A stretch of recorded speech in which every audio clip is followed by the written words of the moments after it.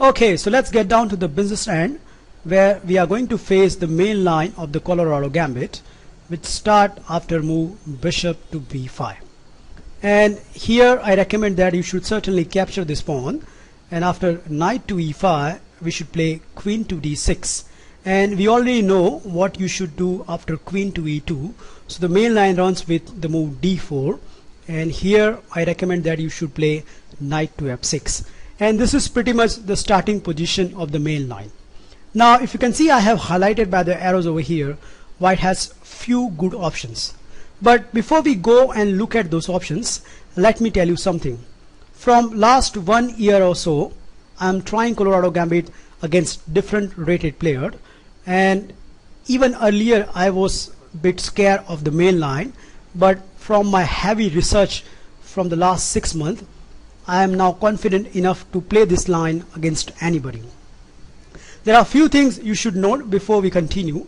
Black king will remain in the center for a while, but white cannot exploit this, and meanwhile black can create certain kind of imbalance which will confuse the whole white setup.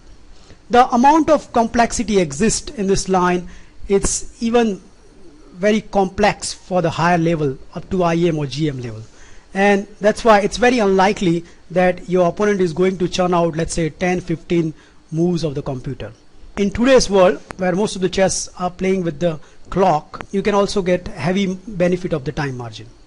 So considering all this, let's get started. So the first move which I want to consider, castle, and here I recommend that you should play immediately knight to d7. So idea is very simple. Black want to capture this knight, and according to this thread, white has the only two good reply, which are the f4 and bishop to f4. So let's see each by turn. So first move I want to consider is bishop to f4. Afterwards black has to capture this knight with the c knight, and here again white has two choices. If bishop captures e5, then black is going to play queen to b6, attacking the bishop, and white response is pretty much force. In one of my game, my opponent decided to play knight to c3, but after very simple c6, the resulting position is very much favorable to the black.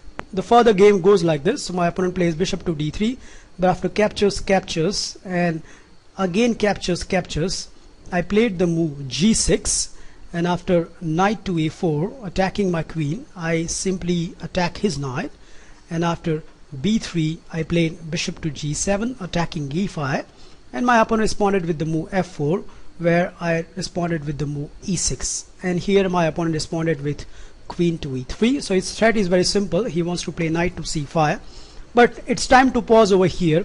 What black has achieved is black has managed to exchange his bad bishop and put his all pawns on the light square, and black has this wonderful dark square bishop. As you will see, as the game goes on, this will become more and more plus position for the black.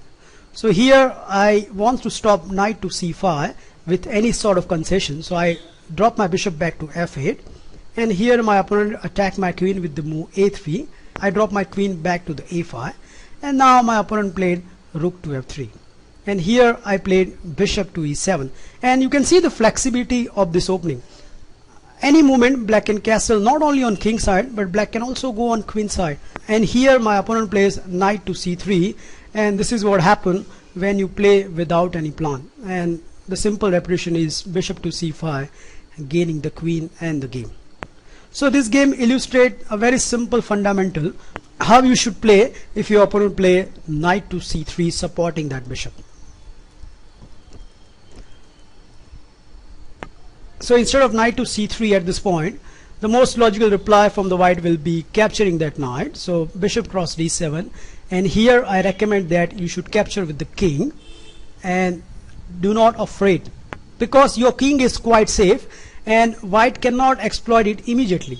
So let's see some of my games from here onward. So my opponent responded with knight to c3, and I played queen to c6, and here my opponent played queen to f3, so attacking the bishop, attacking the pawn. So black response is pretty much forced. Black has to play e6, and now my opponent responded with queen to g3. So its idea is very simple. It's not only pressurizing the c7, but it's also pressurizing the g7.